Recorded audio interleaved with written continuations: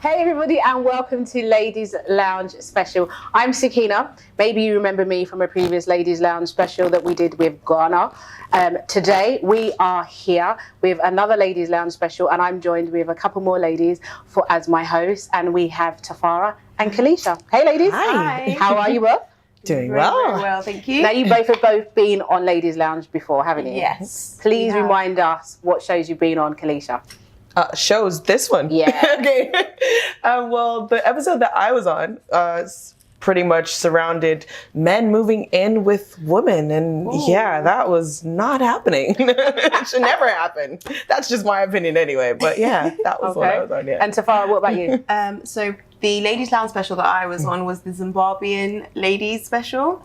And we talked about, funny enough, men and relationships again. And we were talking around who should be paying for dates. Should you be dating if you can't afford it? I think we changed a few lives that day. So for all of our followers and our listeners, you can tell that we get really juicy on Ladies Lounge and we talk about all the good stuff. That is no exception for today, because today we are going to be talking about some good, more juicy stuff in the light of sugar and the Change for Life campaign. Today we have a guest on our show, and her name is Shola Oladipo. Shola is a registered dietitian with over 20 years of experience working with patients in the nutrition industry. Shola also serves in a pastoral role within a Pentecostal church. She also worked for Southwark and Greenwich councils. So today, welcome Shola. Thank you. So Shola, I need to know, first of all, what is this Change for Life campaign all about? Okay, so this campaign is particularly focusing on sugar and reducing the sugar intake in children particularly, but also bringing in the family. And we're looking at practical ways to help families, especially parents of young children, to reduce the amount of sugar that is being consumed. Oh, okay. That's quite interesting. I know that you mentioned kids, but what ages specifically? Because, you know, we can talk about kids like 18 and 2, because I know I give my little cousins sugary drinks, but I shouldn't really, should I? Well, probably not. Probably not. I hope they're not watching. Well, they are. We're really targeting children between the age of 4 and 11. Okay, yeah. And that's fantastic, yeah. Is there a reason why you're specifically going for the age 4 to 11 rather than... Yeah, good question. Literally, you know, all of our children are eating far too much sugar, but in particular, a lot of data is showing that children by the age of 11 are quite overweight, and because they're eating too much sugar. So it's quite important that we try to capture them in those years so that this, you know, healthy behaviour is imbibed into their adult life. Okay. Okay. So you mentioned obviously about, you know, taking too much sugar, the consequences is being overweight. But is there any other consequences that people should look for? Because people may just think, well, I'm not fat, so hey. Exactly. But is there any other consequences? No, absolutely. And I think, you know, when people think of sugar and children, they usually think of their teeth, and teeth are very important.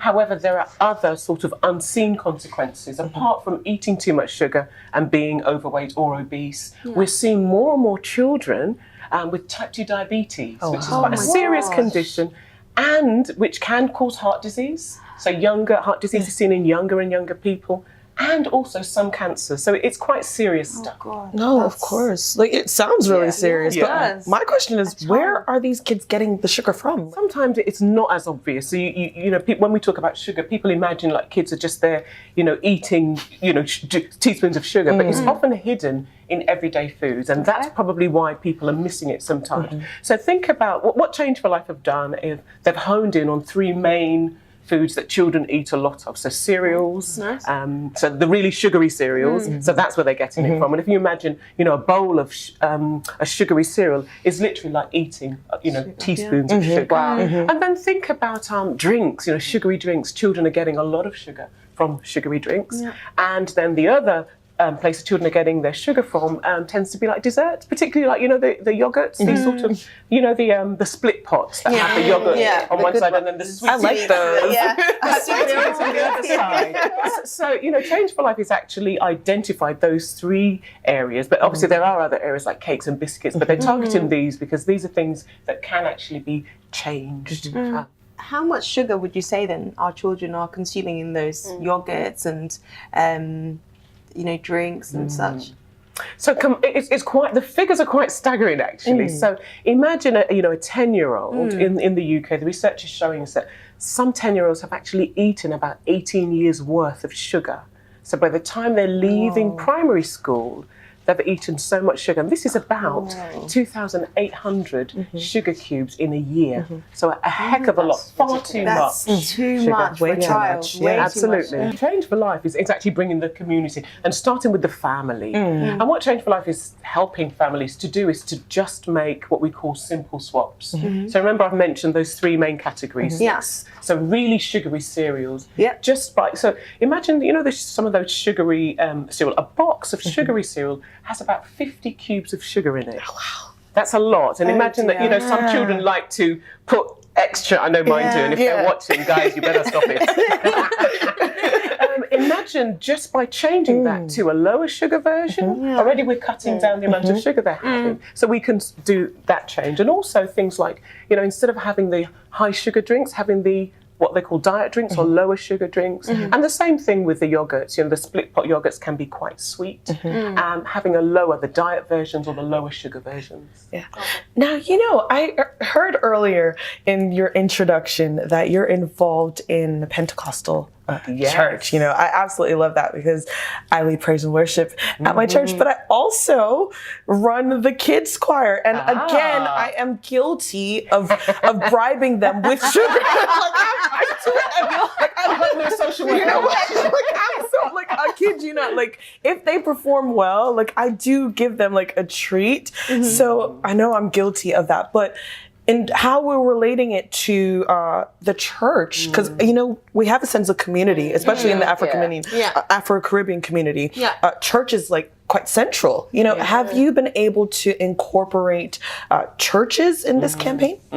Absolutely. I love what Change for Life is doing. So obviously I'm a pastor, I'm a dietitian, and I spend a lot of my time in my pastoral role talking to people about food. And I think particularly the Black church is fantastic because it's a place of transformation. We do so much good stuff. So why not bring in things like, health messages like this? And Change for Life has actually incorporated the Black church as well as, other religious bodies. So coming back to rewards, I think we need to think about other ways of rewarding children apart from sugary food. And I'm sure it's not doing their sopranos any good either. No! It just makes them just have that extra energy to sing. So maybe a fruit, some nice strawberries maybe as a treat instead. So the church is actually really one of the focal points, and the church is powerful enough to make those small changes to help our children. Fantastic. Yeah.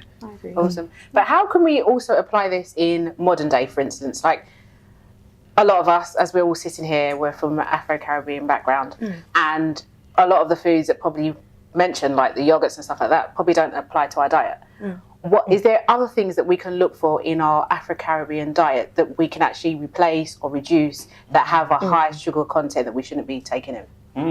We could talk about this all day, so I'm going to be really brief. So it's interesting, isn't it? Because we're talking about children age, 4 to 11. So our children that are born here in the UK, even though they have parents from Africa or the Caribbean, they tend to be eating what we call a mixed diet. So they're eating some of our, African foods, and they're eating westernized food.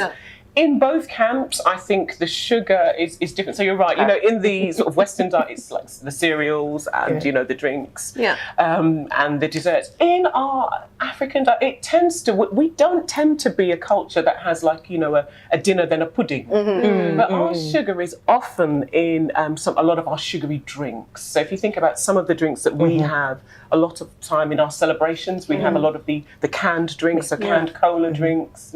That's about 9 cubes of sugar. Oh wow! Some of the canned juice drinks that are carbonated. Try not to mention any brands. But some of the ones that you buy in the the Afro-Caribbean stores. So your punches and they tend to have a tropical feel, and we think, this is good for me, it's tropical. But it's just sugary again, about 9. Some of the ginger flavoured drinks. Some of those. Hold on to your seats, ladies. 12 cubes of sugar. Oh, That's wow. meant to be healthier, right? As well. Okay, so Wait. this sounds doom and gloom. This sounds like you're crashing all of our parties. No. All of our parties are going to be banned now. Our family gatherings. No. Small changes. So we're saying small changes. I have to mention some of the malted drinks because these I was just malted gonna drinks ask you. tend to show up at all of our celebrations, don't they? Yeah. And those malted drinks, they either come in the cans, don't they, or they come in the glass bottles. Then the non-alcoholic sort of drinks, and those have about 12 cubes of sugar in one bottle. And then you have, I'm not sure, I know it's very popular in West Africa, we call it Chapman's. It's not a brand, but it's something that we make ourselves. Okay, And a Chapman's, a bottle of Chapman's, and I know it's either sold in restaurants or some people make it at home. A glass or a bottle of Chapman's, about 330 mils, is about 14 cubes of sugar. So that's even higher. It's even that's higher, insane. isn't it? But it's funny because you're thinking about it. You're thinking, I would never sit there and eat. Yeah. But we're doing it because it's mixed in and it's hidden in our foods. And I have to mention honey because we're talking about our sort of our culture of food. And we often see I find, as a dietitian working with Africans and Caribbeans, we often see like sugar as being bad and we see honey as good. And to your body, Please don't say the words. to your body, honey is sugar. Oh, no. So your body, bless us, your body doesn't know the difference between white sugar, brown sugar, or honey. Your palate might, and your eyes, and you might taste it. Oh, this is honey or brown sugar. But to your body, it's just sugar. So it's so important that a lot of the time we're adding honey to things like pap, or we're adding honey to porridge, and when smoothies. And people say, I have a sore throat. Bring me some ginger and honey. We put it honey and honey.